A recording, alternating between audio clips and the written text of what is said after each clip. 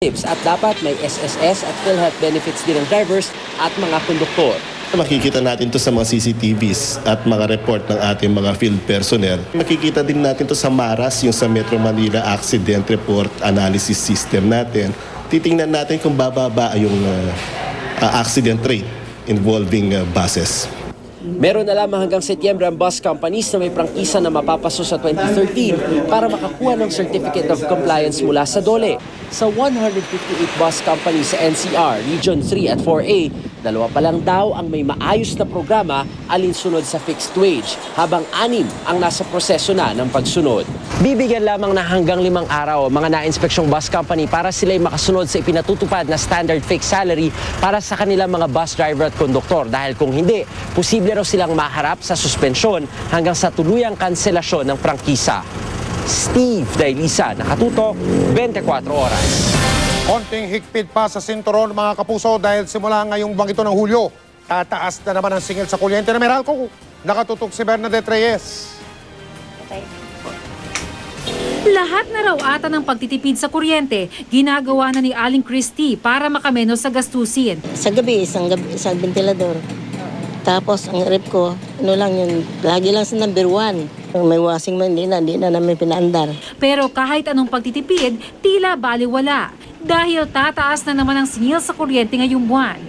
Inaprubahan ng Energy Regulatory Commission o ERC ang hiling ng Meralco na dagdag singil sa distribution, supply at metering charges. Mula 1 peso and 60 centavos per kilowatt hour noong nakaraang taon, magiging 1 peso at 63 centavos na ngayon. Sisingilin ito mula July 2012 hanggang June 2013. Sa pamamagitan ng PBR, yung mga consumers po can expect a higher level of service while allowing us distribution utilities na ma-achieve, maintain yung tinatawag na reasonable return. Ayon sa National Association of Electricity Consumers for Reforms o NASECOR, nangunguna ang Pilipinas sa mga bansang may pinakamahal na singil sa kuryente. Sinang-ayunan ito ng Department of Trade and Industry, pero gumagawa raw ang pamahalaan ng mga hakbang para ibaba ang singil sa kuryente. Halimbawa, pinalawag ang benepisyong binibigay sa mga exporter na may operasyon sa mga special economic zones o yung mga lugar kung saan binibigyan ng insentibo ang mga negosyante para mahikayat silang magnegosyo sa bansa. Mahigit 1 billion pesos ang ilalabas ng Department of Budget and Management bilang subsidiya sa mga negosyong may kinalaman sa export manufacturing. Manggagaling ang pondo sa kita mula sa Malampayan Natural Gas Project. We're coming out to be the second most expensive in Asia, no? So for our locators, for example, our exporters in the PESA, for them to continue being competitive, we need to give them some form of support. Nanggagaling naman to sa ating GAA, no, sa ating budgets, no. So we will not, it is not directly na whatever is the discount there, we will now recover that by overcharging, you know, other sectors, no, like residential. Bernadette Reyes, Nakatutok, 24 Oras. Kaligtasan mo sa Alerto 24. Isang lalaking matagal na raw pinaghahanap dahil sa kaso ng pang-hold up at pangangarap ang patay sa barilan o shootout sa Dasmariñas, lalawigan ng Cavite. Si Haji Rieta, naka-Alerto 24. Patay matapos umunong makipagbarilan ang lalaki ito na nakilalang si Fermin Sabater alias Purontong sa bakuran ng isang talyer sa barangay Fatima 2 sa Dasmariñas, Cavite, pasado alas 7 kagabi. Ayon sa Intelligence Unit ng Cavite Provincial Police Office, resulta raw ito ng kanilang follow-up operation matapos makatanggap ng report ukol sa tinangay na isang motorsiklo. Dito sa Area F, habang sila ay naghihintay, nag-monitor, may dumaan na isang color black na Yamaha Mio. At nakita nila yung plaka doon sa kanilang listahan na iyon yung kinarnap sa Nobileta. Matagal na raw wanted at isa ring notorious carnapper si Sabater. 10 beses na raw itong nasampahan ng kasong robbery hold-up at carnapping. 20 kaso pa raw ang nakapila laban sa kanya. Ang modus operandi nito is babanggain niya yung sasakyan ng bibiktimahin. Pag tumigil, saka niya hold-upin. At saka mostly ang kanyang mga biktima ay babae. Nagulat naman daw si Aling Gemma Gutierrez nang biglang dumiretso sa kanilang talyer si Sabater. Niluto po ako. Ngayon, naghuhugas po ako ng ulam. pumasok po ako dito sa kabila. Biglang may narinig po akong pumasok na nakamotor, nagmamadali. Ngayon, hindi ako makatayo-tayo agad dahil nung maya-maya, may narinig po akong papasok na yung mga sasakyan dumating po. Yung may nagputukan na, nagulat na ako kung ano yun. Pagdali na po tumakbo sa kubeta dahil nga ninervyos na po ako eh. Minsan na rin daw nagpagawa ng mga sakyan sa bater sa kanila. Parang naanuhan ko po yan, pero matagal na yun eh. Kasi parang nagpagawa po yan noon. Ng sasakyan, ng owner, minsan motor. Tama ng baril sa iba't ibang bahagi ng katawan ni Sabater ang dahilan ng agad niyang pagkamatay. Sa crime scene natagpuan din ang 10 basyo ng kalibre 45 na baril na ginamit umano ng suspect sa pakipagbarilan sa mga pulis. Adjirieta, Nakalerto, 24. Humagupit ang isang buhawi sa bayan ng Tupi sa South Cotabato. 18 bahay ang napinsala. Nawasak pati ang covered court ng isang paaralan. Pati ang bubungan ng tanggapan ng principal's office ay nagkayupi-yupi rin dahil sa buhawi. Nasuspindi naman ang klase sa isang paaralan sa lungsod ng Rojas sa Capiz dahil sa pagbaha at malakas na ulan. Pinasok na ng baha ang ilang silid-aralan. Patuloy naman ang pag-ulan sa Sorsogon simula pa kahapon. Kaya pinag-iingat tayo laban sa pagbaha ang mga nakatira sa mababang lugar.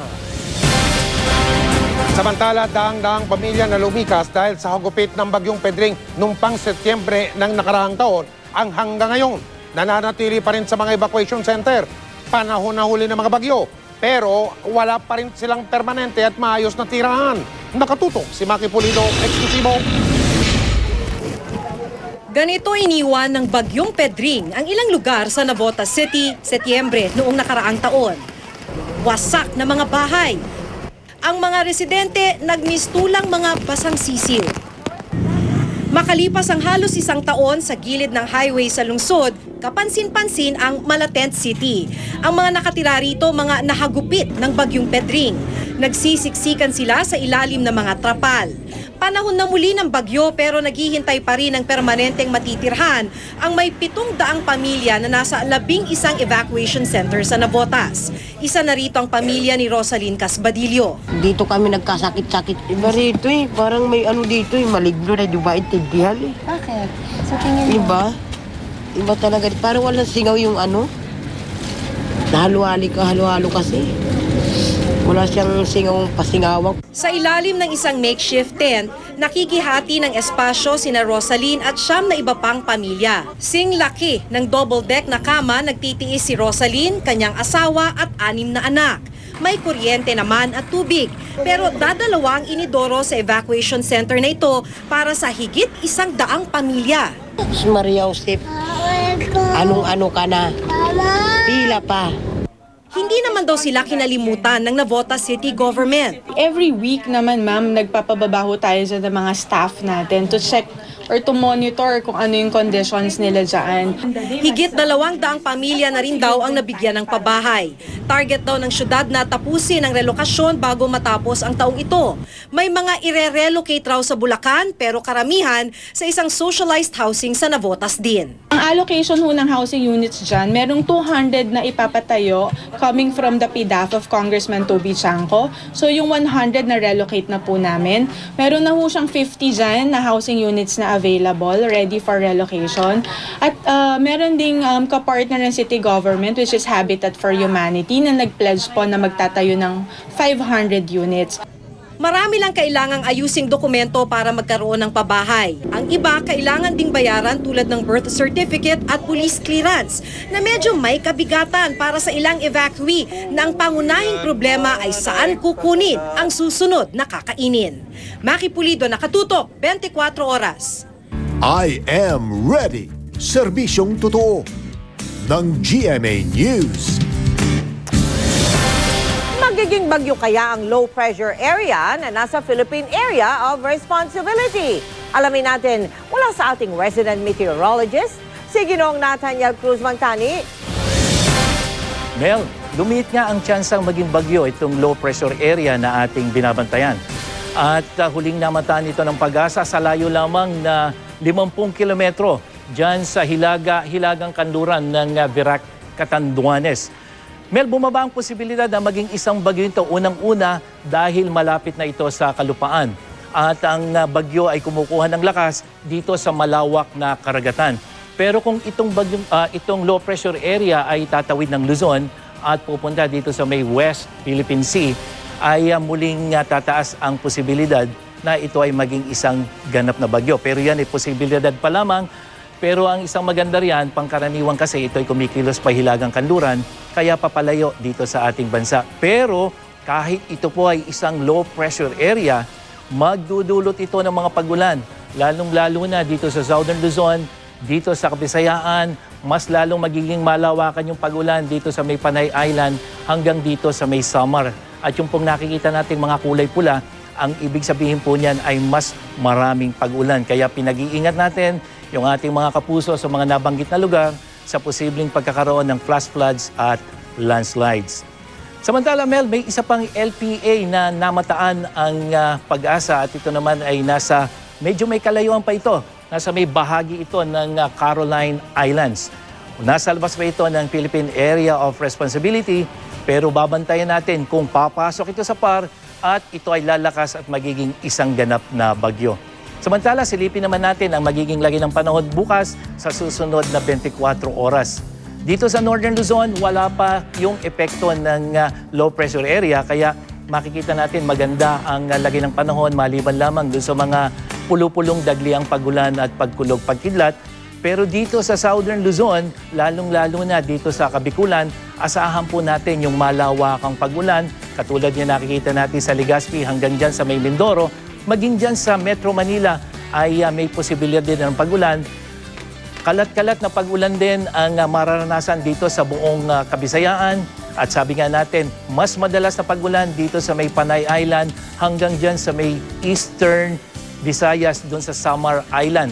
At dito po sa Mindanao ay magkakaroon din ng mga kalat-kalat na dagliang pagulan at pagkulog, pagkidlat. Ano man ang panahon, magplano, magsiguro. Makibalita sa GMA Weather. Ako po si Nathaniel Cruz para sa I Am Ready, serbisyong totoo ng GMA News. Ito naman pong maganda balita o good news mga kapuso, may malaki ang bawas presyo sa kada tangke ng liquefied petroleum gas o LPG. At simula mamayang hating gabi may rollback din sa presyo ng diesel at kerosene ang ilang kumpanya ng langis. Nakatutok si Bernadette Reyes. Nagpatupad ngayong araw ng big-time rollback sa presyo ng LPG ang Petron, Isla Gas at Total. 5 pesos at 50 centavos per kilogram ang mababawas sa presyo o katumbas ng mahigit 60 pesos na rollback sa kada 11 kilogram na tangke. Malaki kasi ang nabawas sa contract price ng LPG sa world market dahil sa mababang demand. Ito pa ang dagdag na good news. Simula mamayang hating gabi, magpapatupad ng 30 centavos na rollback sa kada litro ng diesel at 40 centavos sa kada litro ng kerosene ang oil companies na Shell, Petron at Sea Oil. Mag-rollback din ang Flying V ng 30 centavos sa diesel at 45 centavos sa kerosene. Alas 6 naman na umaga bukas, susunod ang Phoenix Petroleum at Total. Pero walang rollback sa unleaded gasoline. Sa kabila ng panibagong rollback sa presyo ng diesel, hindi pa rin maibababa sa 750 ang minimum fare sa jeep. Hindi pa rin kasi naaabot ang presyong 37 pesos sa kada litro ng diesel na siyang batean ng mga transport group para kusa nilang ibaba ang singil sa pamasahe. Nung nag-750 yung pamasahe, ang crudo na binibili namin nung araw, 30 pababa. Paano namin mailalagay yung 750 kung ang crudo ngayon 38 pa lang? Pero para sa mga commuters, napapanahon ng i-rollback din ang pamasahe. Aabot na sa mahigit 10 piso kada litro ang na-i-rollback ngayong taon sa diesel. Kahit ba 50 sentimos, malaking bagay na ba yun sa inyo? Oo naman, kasi hindi naman mabubuo yung piso kung wala yun eh. Kung ano naman yung taas, yun din ang taas ng pamasahe na hinahabol nila, di ba? Kung ibababa yung pamasahe ngayon, kasi binababa naman yung gasolina, di ba? Maging ang LTFRB, bukas na pag-aralan ng rollback sa pamasahe. Sa tingin po namin, it's about time na i-review na uli yung pamasahe. Hindi lang po sa taxi, kundi sa iba pang mga public utility vehicles. Dahil naman po doon sa sunod-sunod ng naging pagbaba ng presyo ng langis. Yun nga lang, hindi masiguro ng Department of Energy na mapapako na sa presyo ngayon ang bentahan ng langis. Bernadette Reyes, Nakatutok, 24 Oras. Naibalita